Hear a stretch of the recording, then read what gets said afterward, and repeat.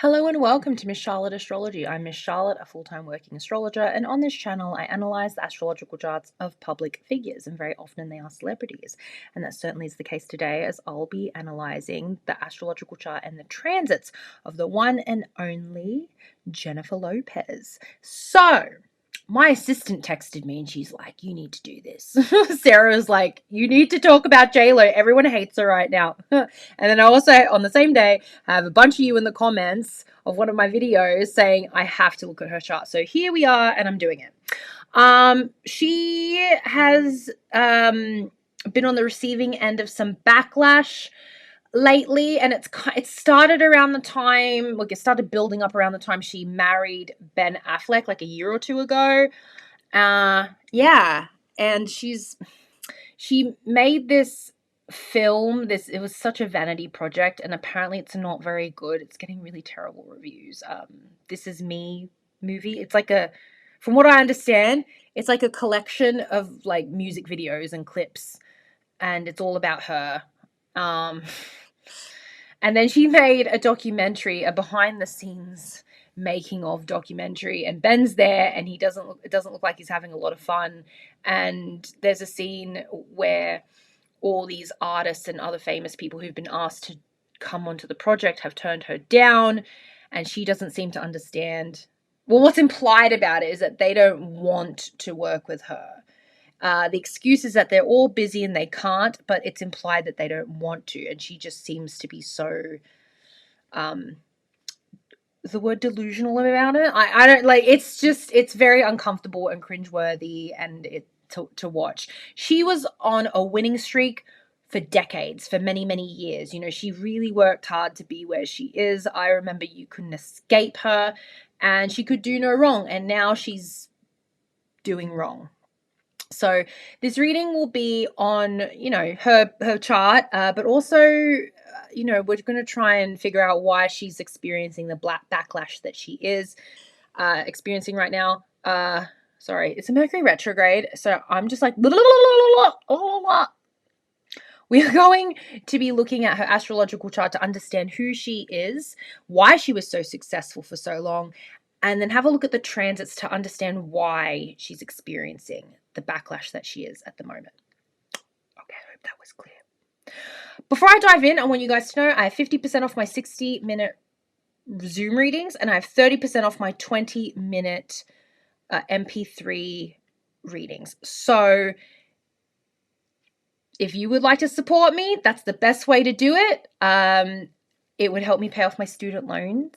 Thank you. And then I would like to focus on my YouTube channel, and then I want to step away from the private readings, the personal readings. As much as I enjoy them, they are very, very tiring, and I'd like to take my astrology business to the next level and be a full-time creator, ideally. So if you would like to meet with me to talk about your chart, do it now, because those days are numbered. Thank you so much for your support, and I really appreciate all of you. All right, let's have a look at JLo's chart. I want to talk about this. Do you see how there's all these like blue lines and they create this mini trine? Yeah, that's her gift. What's she good at?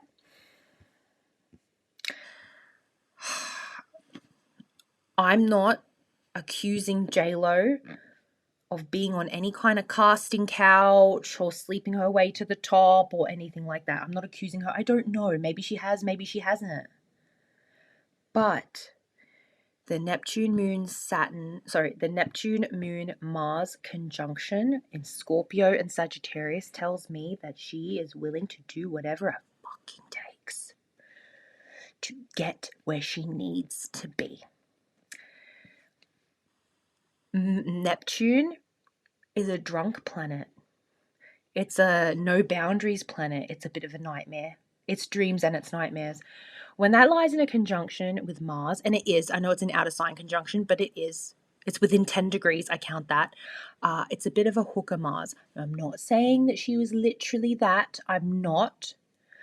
But intimate sexual relationships are going to help her get to where she needs to be. Now, early on in her career, very early on, who was the guy that she was dating? Who was the guy that she was dating that like really helped her get like kicked off her career and her public image? It was P. Diddy, right? So, I'm not saying that she was on the casting couch or slept her way to the top, but having sex with the right person or being in a relationship with the right person, the moon is here as well, and that's interpersonal relationships and emotional connection. Living with the right person, sleeping with the right person, those things are going to help her achieve this. Sun in Leo is artistic expression and creativity. And if this is the right chart, the sun is on the midheaven of career. So there is a connection. Whether or not this is the right time, there is a connection between her sex life and her sex life and her interpersonal relationships, her romantic life, and artistic expression. So, yeah, that trine there tells me that, yeah, her intimate world and her public persona, those things are complementary.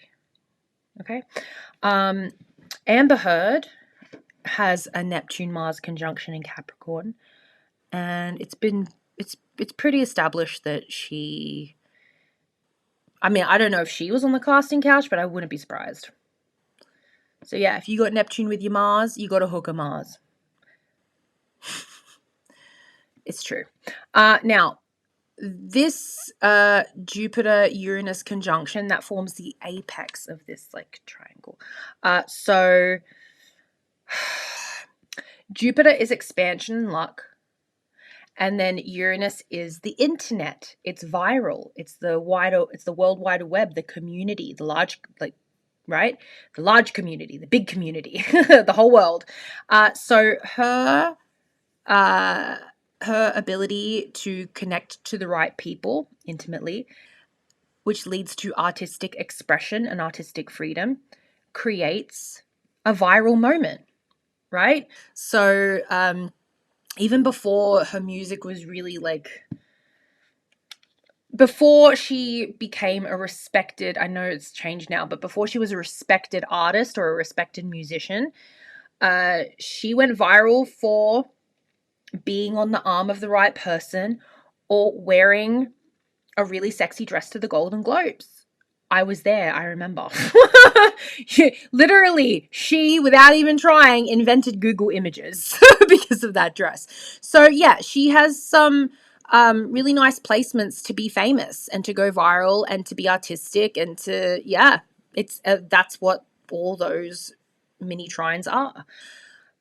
But there are some squares here, and they're pretty painful squares, so let's talk about that. Venus in Gemini, fidget spinner Venus. I mean, if you have a Venus in an air sign, in any of the air signs, it is paramount that you have a relationship that fits in well with your social group, or a relationship that improves your social standing. Like, that matters. Or you have an intellectual connection. Because when you have an intellectual connection with another person, that is immediately going to expand your social circle anyway. So, yeah, she has a difficult Venus because it's not well aspected by anything, and it's got a square with Pluto. That's dangerous relationships. That is disappointing, transformative relationships. So Pluto is a generational planet, and it, like, think of Saturn, Uranus, Pluto, Neptune. Generational planets represent humanity and situations that are bigger than you, right? Pluto is a generational planet that represents death and transformation and dangerous situations. Now, if that's squaring off with Venus, she may find herself in relationships that are dangerous, or where she might be risking her life, or she's in situations where the law might get involved, like illegal stuff, where there's weapons. That literally happened.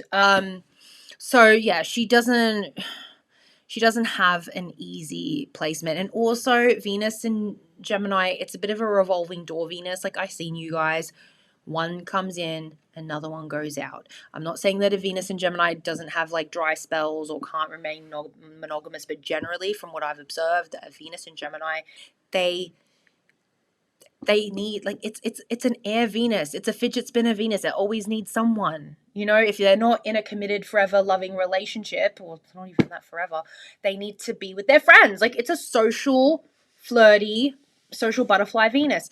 The Pluto squared is that's the P Diddy stuff. And you know what? P Diddy, he's got heavy Virgo too, doesn't he?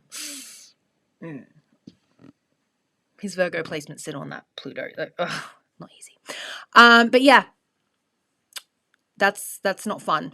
Now, with her Saturn square the sun, and Saturn is a generational planet.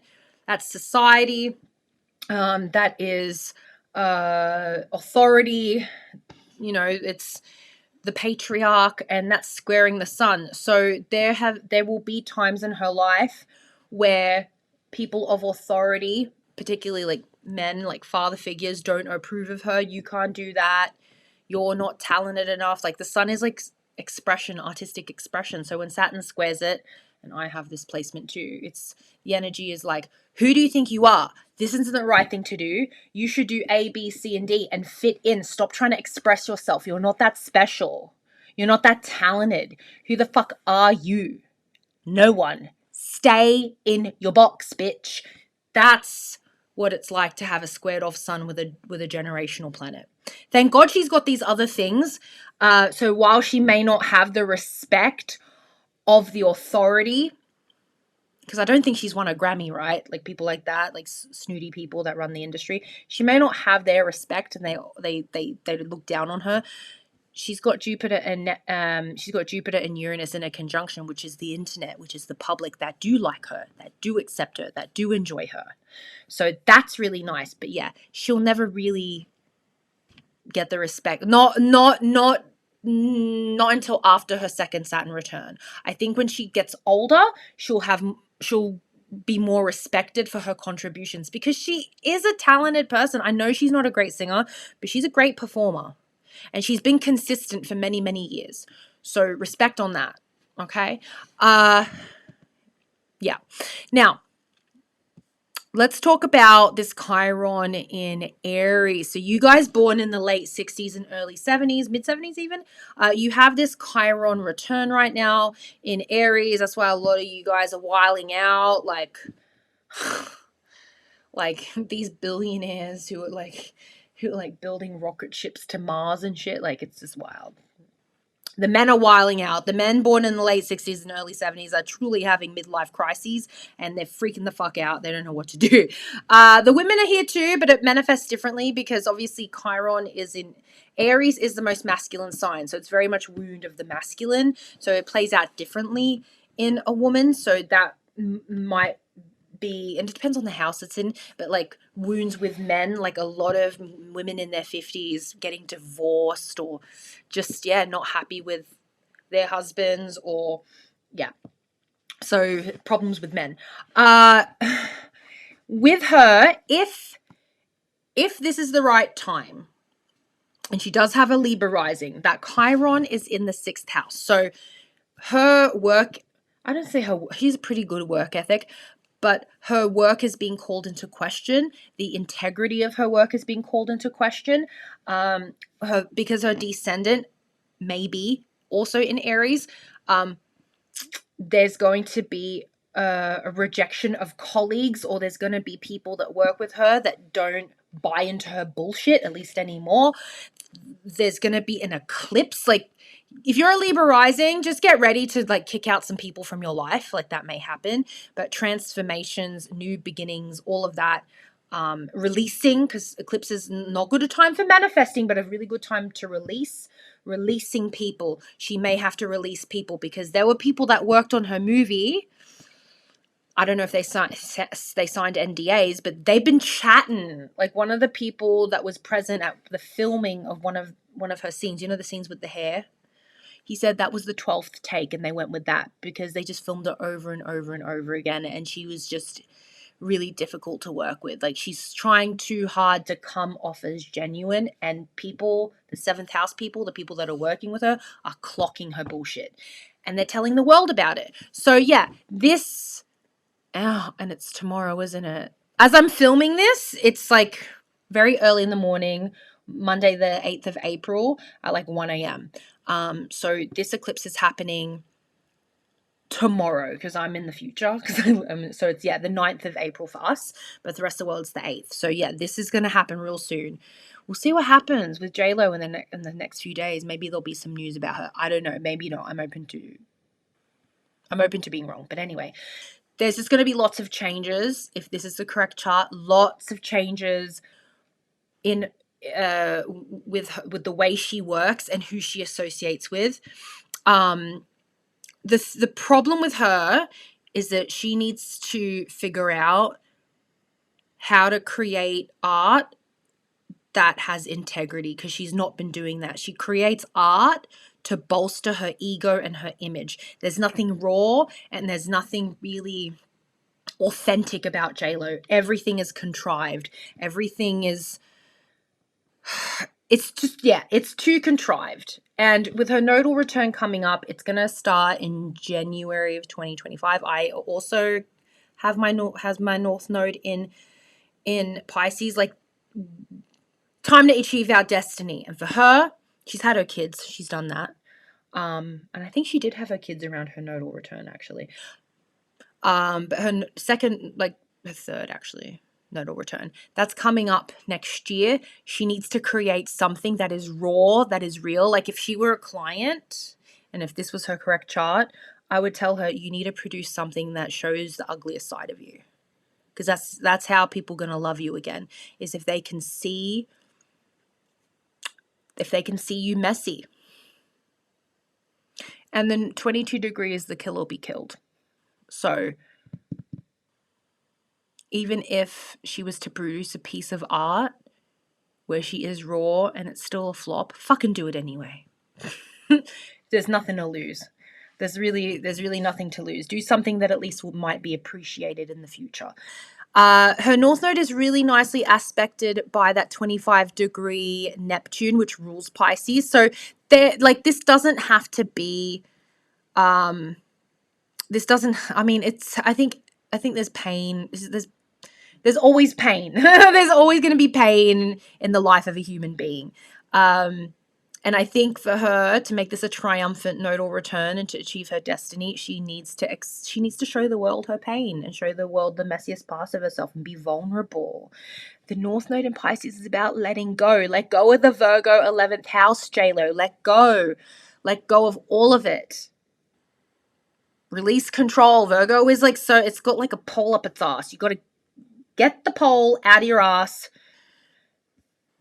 and make something messy, because that's what you should do. Yeah.